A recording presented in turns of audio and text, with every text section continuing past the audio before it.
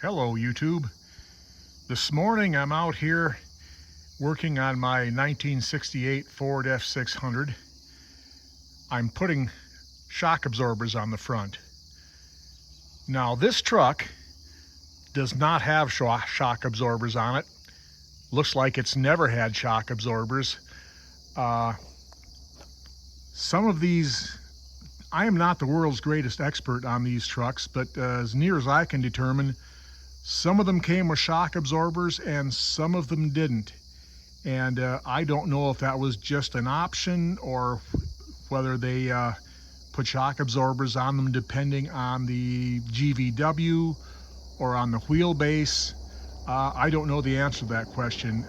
If you happen to know how they determined which trucks got shocks and which didn't, you can leave a comment, because like I said, I do not know the answer to that question. All I know is my truck acts like it could use some shock absorbers on the front, so I'm going to install some.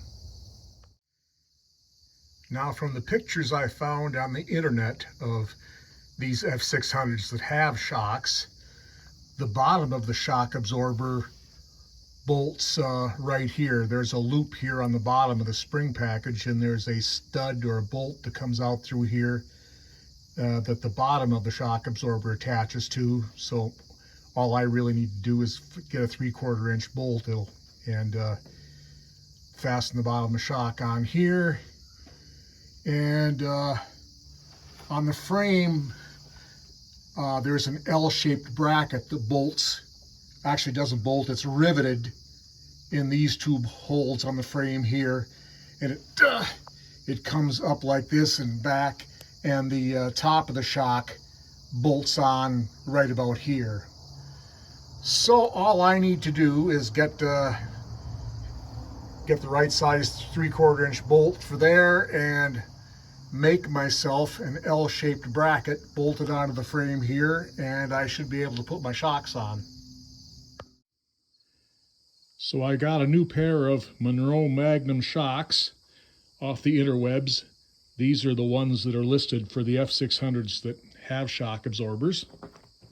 And I'm working on fabricating a couple of L-shaped brackets. I've got a piece of 1/4 inch angle iron there, scrap metal that I had laying around. I'm taking advantage of some of the holes that are already drilled in it, drilling the necessary holes, and then I will cut it up and weld it together. And I'll show you how this turns out. Okay, these are my two L-shaped brackets that I came up with. They should do the job. I'll probably paint them up before I put them on. But this is about as far as I'm going to get with this project today, because I need to get back under the truck, take some measurements, and figure out what size bolts I'm going to need. Pick up some bolts over the weekend, and then we'll get back at this project next week. So we'll pick this back up then. I've got my L-shaped brackets completely finished and primed. I need to look around and find some black paint now. But as with most jobs, the scope of the work has expanded a little bit. I got to looking and I noticed that the front spring bushings on this truck are shot. I think they're shot. That's the end of the spring with the rubber bushing in it that actually bolts to the shackle in the back, on the back part of the front spring. So I am going to take the springs off one side, double check and see what I need. Those front spring bushings, if they're shot, then that would probably cause it to act like it needs shocks, but and if they're shot, it's not likely to drive decent. So I think I'm going to have new front spring bushings and new front shocks, so should be able to get this thing driving pretty decent. So I'm going to go ahead and take this one set of springs off. I've got the truck jacked up, the bolt out, and I've got the spring pried down got it blocked up with a 2x4.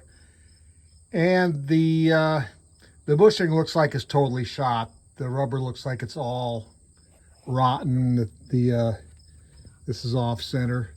So yeah, this needs to be replaced. Right now I'm going to try and rig up a puller and see if I can get this bushing out without taking the spring off. Not a big deal if I do have to take the spring off. It's just the 2 U-clamps on the axle, but I'm gonna rig up something, see what I can do with this.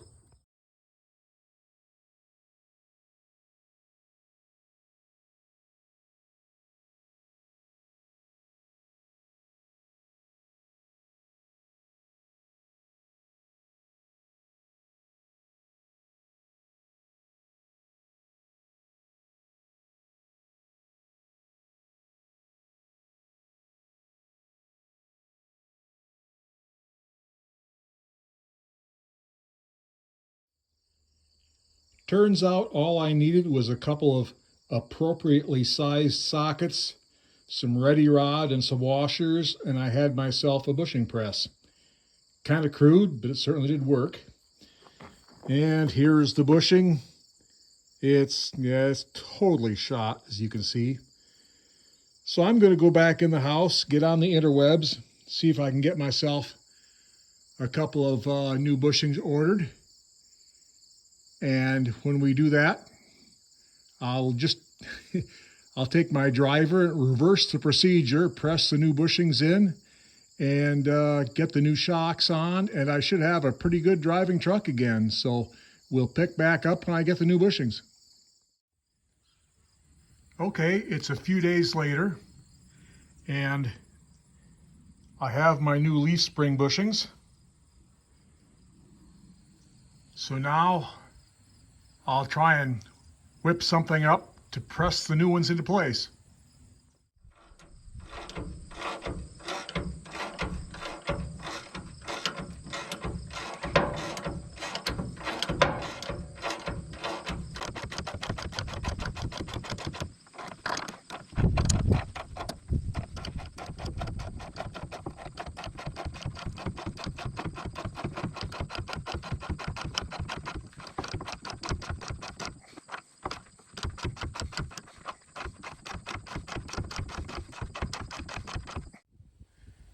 Okay, this side is completely done.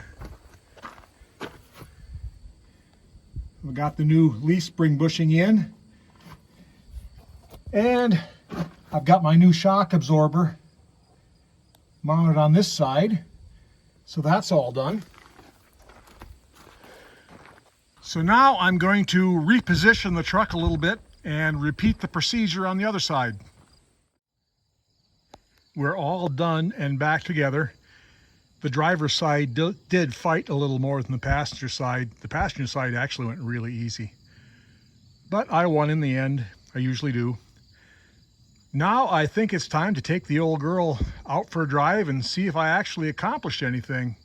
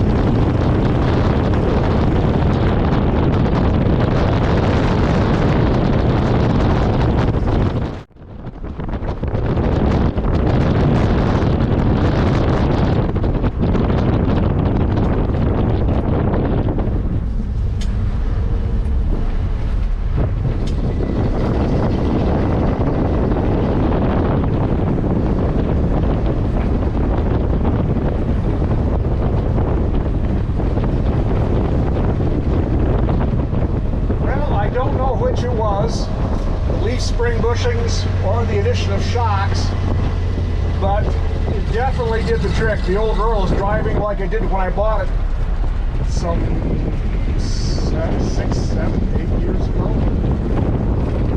So anyway, don't call this a big old win. It's good to chalk up a win every once in a while.